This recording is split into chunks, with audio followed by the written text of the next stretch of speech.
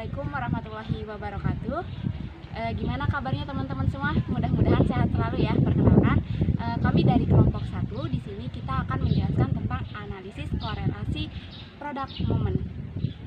Baik, sebelumnya perkenalkan kami dari kelompok 1 beranggotakan yang pertama ada saya, Siti Wilhelmina, yang kedua ada Vivi Fitriani Salwan, lalu Siti Alfiah, ada Epi Apriliani, dan yang terakhir ada Istiqotul Aini.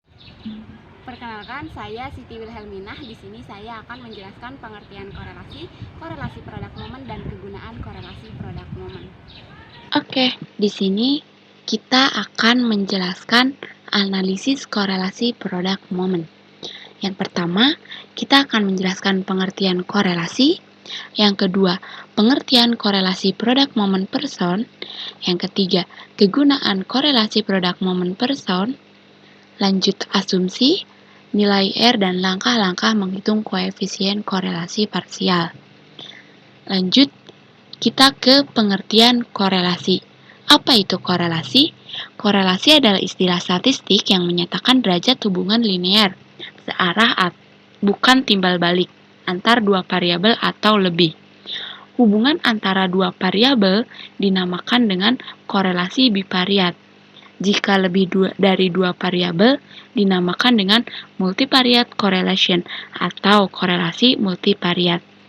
Selanjutnya, apa itu korelasi produk momen? Korelasi produk momen atau teknik korelasi produk momen adalah salah satu teknik yang dicari antar dua variabel yang dikembangkan oleh Carl Person sehingga dikenal juga sebagai korelasi person product moment. Korelasi person product moment digunakan untuk mengukur keeratan hubungan antar dua variabel yang bertipe numerik, interval atau rasio, dan berdistribusi normal. Contoh. Untuk contoh nanti akan dijelaskan di akhir ya. Nah, lanjut ke kegunaan korelasi produk momen. Yang pertama, untuk menyatakan ada atau tidaknya hubungan antara variabel X dengan variabel Y. Yang kedua, untuk menyatakan besarnya sumbangan variabel satu terhadap yang lainnya yang dinyatakan dalam persen. Mungkin itu saja yang dapat saya sampaikan. Untuk materi selanjutnya akan disampaikan oleh Siti Alfiah. Kepadanya disilakan. Saya Siti Alfiah akan menjelaskan materi yang terkait dengan asumsi dan nilai R. Untuk slide asumsi yaitu ada 5 poin. Yang pertama, data berdistribusi normal. Untuk yang kedua, variabel yang dihubungkan mempunyai data linear. Dan yang ketiga, variabel yang dihubungkan mempunyai data yang terpilih secara acak. Dan yang keempat, variabel yang dihubungkan mempunyai pasangan yang sama dari subjek yang sama pula. Dan untuk yang terakhir, variabel yang dihubungkan mempunyai data interval atau rasionya. Nah, untuk nilai R-nya yaitu nilai R terbesar adalah plus 1 dan R terkecil adalah negatif 1. R yang sama dengan plus 1 menunjukkan hubungan positif sempurna. Sedangkan R yang sama dengan min 1 menunjukkan hubungan negatif sempurna. Kemudian, untuk R tidak mempunyai satuan atau dimensi. Tanda plus atau negatif hanya menunjukkan arah hubungan. Interpretasi nilai R adalah nilai sebagai berikut. Untuk nilai-nilainya ada di samping gambar sebelah kanan PPT. Bismillahirrahmanirrahim. Saya Vivi Fitriani Salwan sebagai pemateri ketiga. Di sini saya akan membahas mengenai materi langkah-langkah menghitung koefisien korelasi parsial. Nah, agar lebih jelasnya, mari kita sama-sama simak penjelasan berikut ya. Baik, langsung saja kita membahas mengenai langkah-langkah menghitung koefisien korelasi parsial. Langkah yang pertama yaitu tulis HO dan HA dalam bentuk kalimat. Tentunya kita sudah tidak asing lagi mendengar kata HO dan HA, yang mana HO ini merupakan hipotesis nihil atau hipotesis nol, dan HA ini merupakan hipotesis alternatif. Nah, langkah yang pertama ini kita menuliskannya dengan bentuk kalimat. Misalnya, contoh HO. Tidak terdapat hubungan antara kecepatan membaca dengan kecepatan menulis siswa SD kelas 2. Sedangkan untuk contoh HA-nya, terdapat hubungan antara kecepatan membaca dengan kecepatan menulis siswa SD kelas 2. Lanjut kita ke langkah yang kedua, yaitu menuliskan HO dan HA-nya dalam bentuk statistik. Nah, langkah kedua ini kita menuliskan hipotesis nihil dan hipotesis alternatifnya ke dalam angka-angka statistik. Misalnya, contoh HO, R sama dengan 0. Sedangkan contoh HA-nya, R tidak sama dengan 0. Nah, lanjut ke langkah yang ketiga, yaitu kita membuat tabel penolong yang gambarnya ada pada slide PPT. Lanjut ke langkah yang keempat, yaitu kita cari R hitung. Ada dua rumus untuk menghitung koefisien korelasi produk momen. Yang pertama itu, rumus koefisien korelasi produk momen dapat dihitung menggunakan rumus yang langsung dihitung dari skor mentah atau raw score.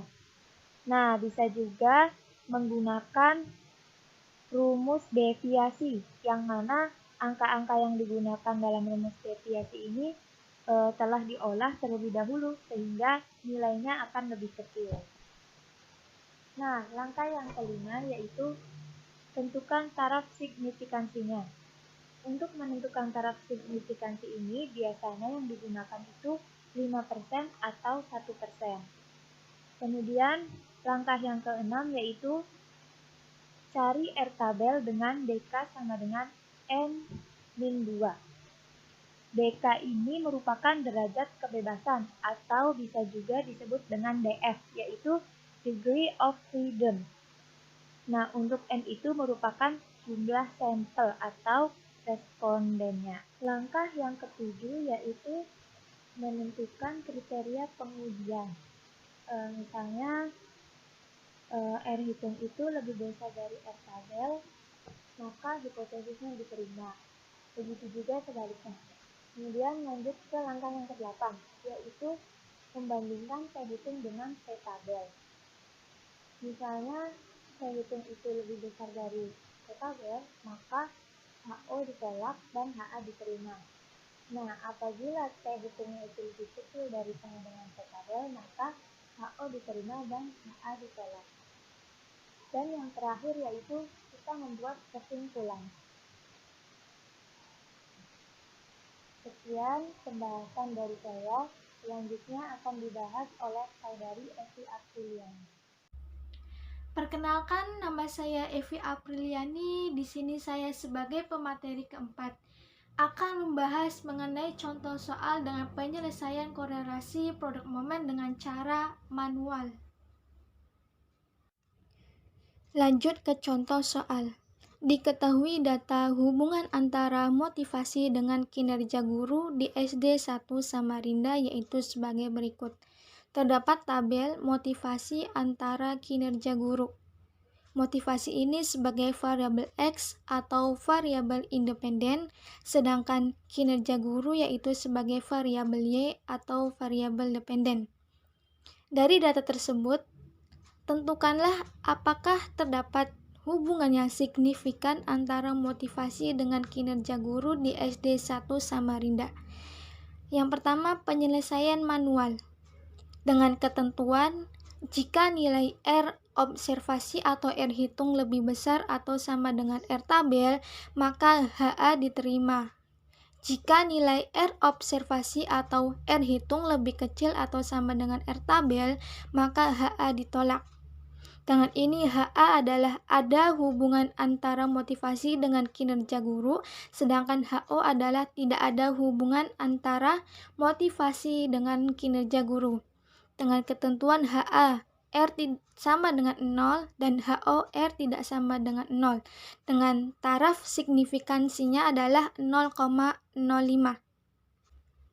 Yang pertama yaitu membuat tabel penolong. tabel penolong ini sebagai kita memudahkan untuk mencari X kuadrat, Y kuadrat, dan X kali Y. Setelah mencari X kuadrat, Y kuadrat, dan X kali Y, maka kita jumlahkan atau sigma X kuadrat dengan hasil 66.325. Sigma Y kuadrat yaitu 2.652.350 dan sigma X kali Y adalah 416.825.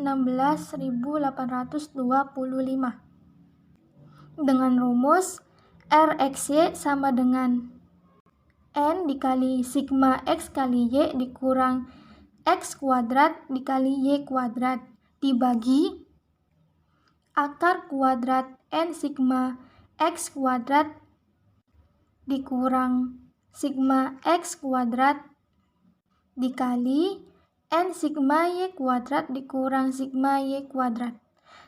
Dengan keterangan Rx adalah koefisien korelasi atau angka korelasi antara variabel X dan Y. Kemudian N ini adalah jumlah subjek penelitian. Di sini subjek penelitiannya adalah 12 orang. Setelah kita mengetahui rumusnya, maka langsung saja kita substitusikan ke dalam rumusnya. Sehingga didapat Rxc adalah 0,684. Sekarang kita mengkonsultasikannya dengan R tabel. Pada taraf signifikan yang 5% dengan jumlah atau subjeknya 12, sehingga didapat R tabel 0,576. Sekarang kita masuk ke kriteria pengujian. Pengujian yang pertama yaitu HA diterima atau HA ditolak. HA diterima apabila R tabelnya ini lebih kecil dari R hitung. Sekarang kita lihat bahwa R tabelnya itu 0,576 dan R hitungnya 0,684. Sehingga sudah jelas bahwa 0,576 ini lebih kecil sama dengan 0,684. Sehingga HA diterima. Pengujian yang kedua yaitu HO diterima atau HO ditolak. HO ditolak apabila R hitung lebih besar sama dengan R tabel. Maka R tabel ini adalah 0,576 dan R hitung 0,684. Maka sudah jelas bahwa R hitungnya lebih besar sama dengan dari R tabel. Sehingga kesimpulannya HO ditolak. Selanjutnya yaitu mencari T. Rumus mencari T adalah R dikali akar dari N dikurang min 2 dibagi R dikali akar dari 1 kurangi R pangkat 2. Kita telah mengetahui bahwa R-nya adalah 0,684 dan N adalah subjeknya adalah 12. Langsung saja kita substitusikan ke dalam rumus T, maka nilai dari T adalah 2,963. Selanjutnya yaitu kita membandingkan T tabel dan T hitungnya. Jika T hitung lebih besar sama dengan T tabel, maka HA diterima atau sebaliknya. Mencari nilai T tabel pada DF yaitu rumusnya N dikurangi 2. N ini adalah subjeknya, maka 12 dikurangi 2 adalah 10. Pada taraf signifikasi 5% sebesar 2,228. Berarti T hitung ini lebih besar dari T tabel. 2,963 lebih besar dari 2,228. Kesimpulannya yaitu yang pertama, terdapat hubungan antara motivasi dengan kinerja guru dan terbilang kuat.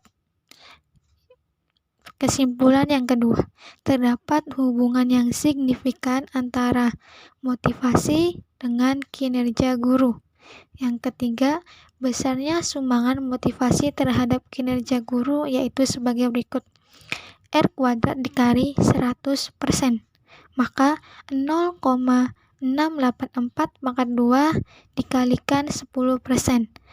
Dan hasilnya adalah 46,79%.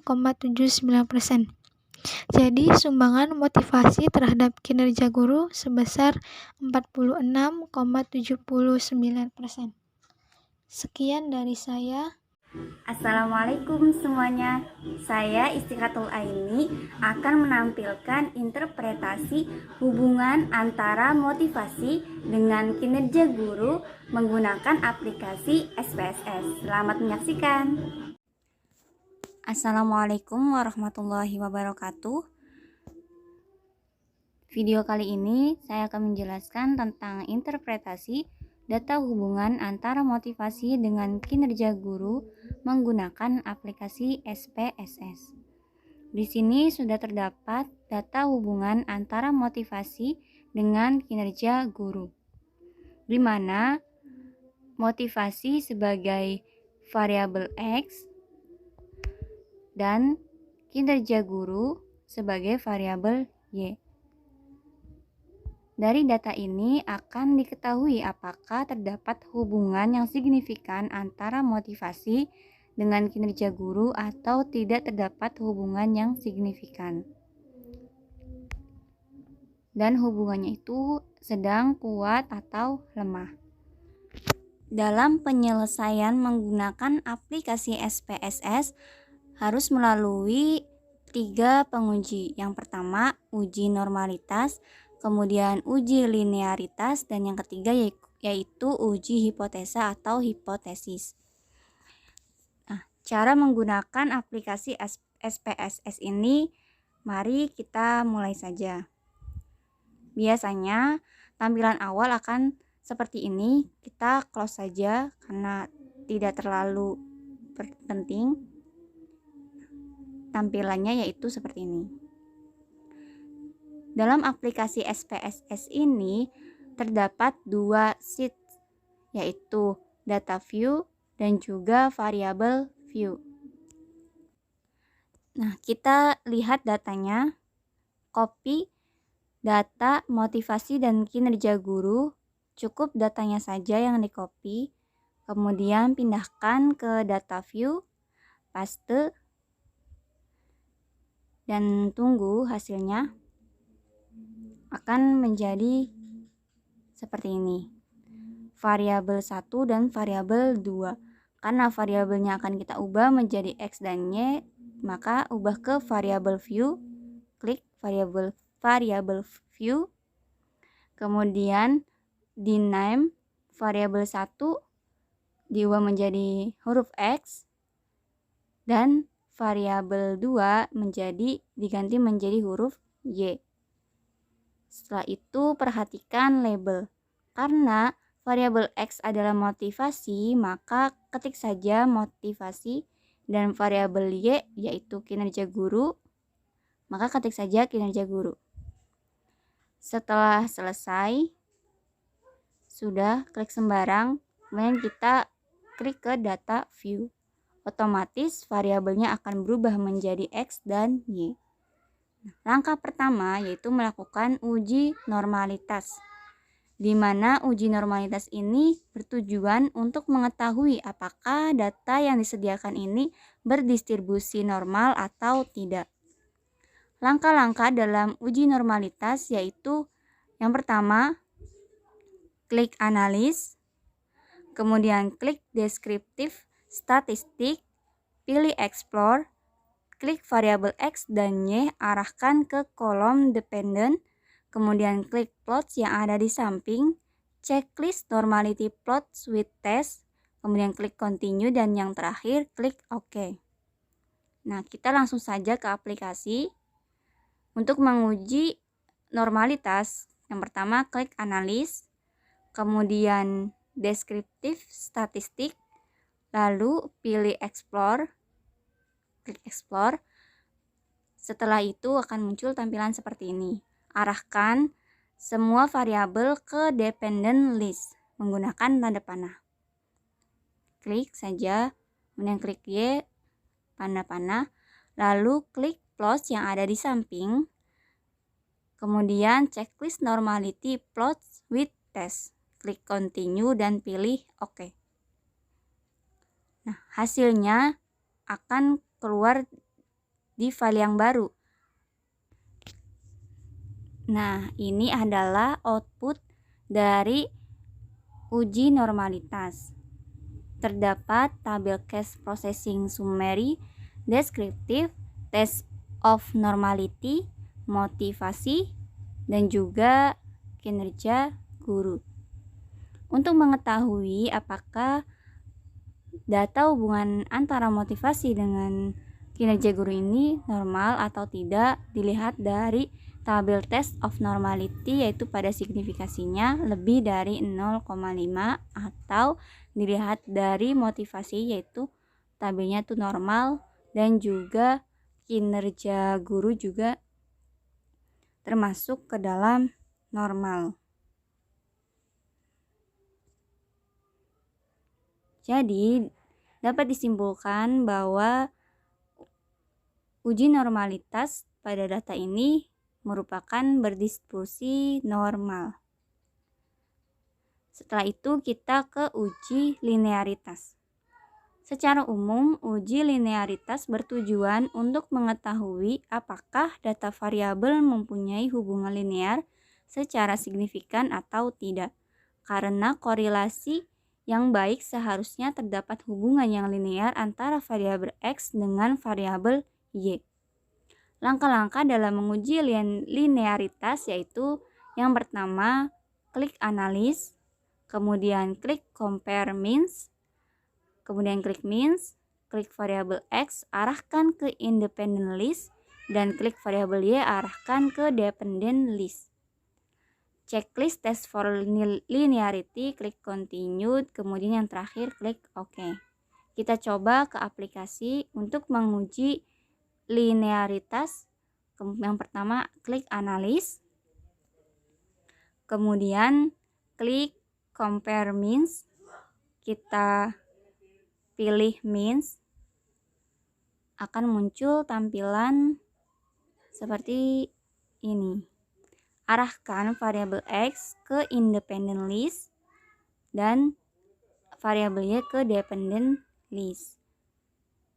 Kemudian pilih option, checklist, test for linearity, kemudian klik continue dan klik OK. Maka hasilnya akan terlihat pada output. Terdapat tabel case processing summary, report, ANOVA table, dan juga measures of association. Untuk mengetahui apakah data motivasi dan kinerja guru ini memiliki hubungan yang linear, kita lihat di tabel ANOVA atau ANOVA table pada bagian deviation from linearity pada kolom F dan juga signifikansi. Sudah terlihat bahwa menunjukkan angka 0,877 dan juga 0,556. Nilainya yaitu lebih besar daripada 0,05. Maka sudah dapat dibuktikan bahwa data hubungan antara motivasi dengan kinerja guru mempunyai hubungan yang linear secara signifikansi. Langkah selanjutnya yaitu uji hipotesis. Secara umum, uji hipotesis ini bertujuan untuk mengetahui apakah terdapat hubungan antara variabel X dengan variabel Y atau sebaliknya. Langkah-langkah dalam melakukan uji hipotesis yaitu klik analis, klik correlate, klik bivariate, kemudian klik variabel X dan variabel Y, arahkan ke variables, kemudian klik options, checklist means and deviation, kemudian klik continue, dan pastikan version detailed dan flag significant correlate terpilih atau checklist. Kemudian terakhir klik OK. Kita coba ke aplikasi untuk melakukan uji hipotesis. Langkah yang pertama yaitu klik analis, kemudian klik correlate dan pilih bivariate. Setelah itu, arahkan semua variabel ke variables menggunakan tanda panah. Kemudian klik Option, Checklist, Means and Standard Deviation. Kemudian klik Continue dan pastikan version dan to tiled juga flag significant correlation terchecklist. Kemudian OK. Dan outputnya terlihat pada correlation, yaitu terdapat tabel deskriptif, statistik, dan juga correlation.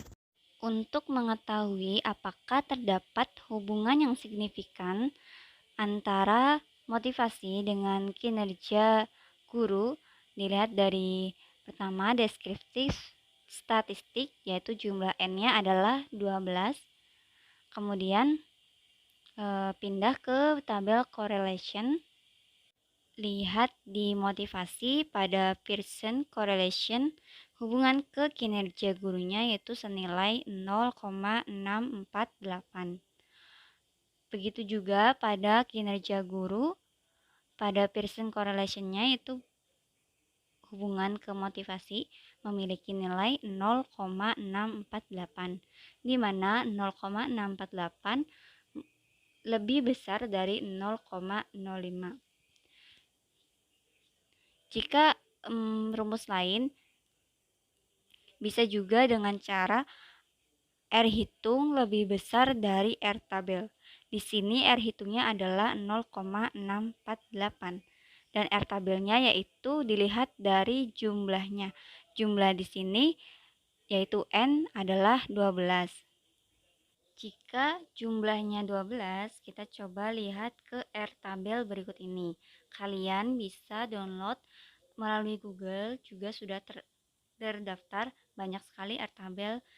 Taraf signifikansinya ada yang 5%, 1%, juga 10%. Nah, ini adalah R tabel yang sudah saya punya, sudah saya download. Kita lihat, jika N-nya adalah 12, maka taraf signifikansinya menunjukkan nilai 0,576. Karena R hitungnya adalah 0,648 lebih besar dari R tabel yaitu 0,576, maka terbukti bahwa HA diterima dan HO ditolak, yaitu artinya adanya hubungan yang signifikansi antara motivasi dengan kinerja guru, dan karena jaraknya jauh, maka hubungan ini termasuk ke dalam hubungan yang kuat. Kesimpulannya, data hubungan antara motivasi dengan kinerja guru telah melewati uji normalitas, uji linearitas, dan uji hipotesis, yang dimana terbukti bahwa adanya hubungan yang signifikan antara data motivasi dengan kinerja guru dan hubungannya yaitu kuat. Terima kasih, semoga dapat dipahami. Saya kembalikan lagi ke moderator. Ya, mungkin itu saja yang dapat kami sampaikan. Kurang lebihnya kami dari kelompok 1 mohon maaf apabila ada salah-salah kata. Wabillahi taufiq wal hidayah. Wassalamualaikum warahmatullahi wabarakatuh.